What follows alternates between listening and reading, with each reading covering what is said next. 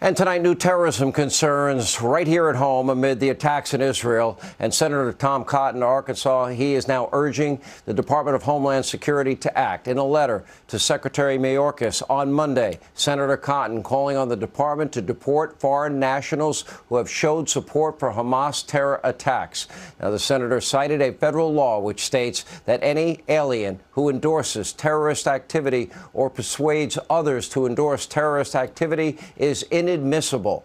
Cotton specifically mentioned the anti-Israel student groups protesting on campuses all across the country. Joining us now with more, Arkansas Senator Tom Cotton. Senator, how do we identify these people?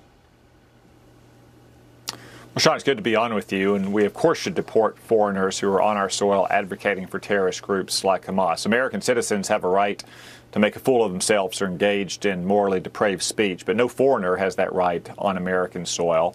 And a good place to start would be at these rallies on campuses. And you ask how you can identify them? Well, you know, the FBI has launched a massive dragnet to identify every Donald Trump supporter who's within a country mile of Washington, D.C. on January 6th, subpoenaing bank records and telephone records. Surely, with the videotape we have from all these rallies, the FBI can use the exact same techniques to identify who is advocating for Hamas in this country and who among those are foreign nationals, and then refer them to the Department of Homeland Security to be deported promptly.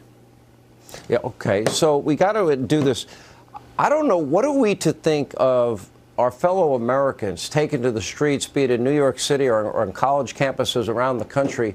You know, what are we to think of them blaming Israel, the victim in this particular case? Because the only thing that the only conclusion I can come to is they're supporting the terrorism against innocent people. And the barbarity that we saw and that we've chronicled and that we have discussed in detail, it seems like they support that too. And it's kind of, I never thought the numbers would be that large, Senator.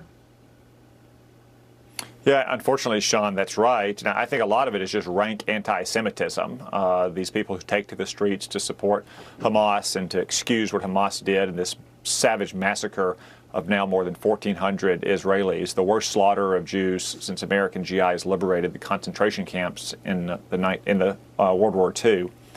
I think it's just rank anti-Semitism. And to the extent that these people are not natural-born American citizens, to the extent we have allowed them to come in our country, whether they are people on visas or green cards or even naturalized citizens, that is by definition a failure of our immigration system. We should only be admitting to this country, either on a temporary basis or to become citizens, people who love America, who want to come here and celebrate America's freedom. And you and I both know immigrants from places oftentimes that lived in oppression, like Iran or Cuba or Venezuela, who are just that. They come here because they love America and they love our freedom, and they passionately defend it.